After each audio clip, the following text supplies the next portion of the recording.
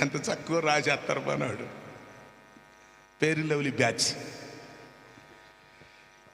కొన్నిసార్లు మనం పూసుకునే కెమికల్స్ తెలిస్తే మీకు జీవితంలో వాటిని ముట్టుకోరు. అర్థమైందా? సో అంచురపు క్రీమ్ వెరీ నైస్, మంచి గ్లేజ్ ఇస్తుంది ఫేస్కి.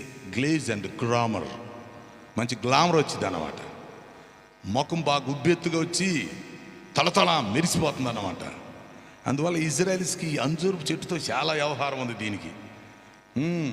తల్లి బిడ్డలు బాగా క్షేమంగా ఉంటారన్నమాట.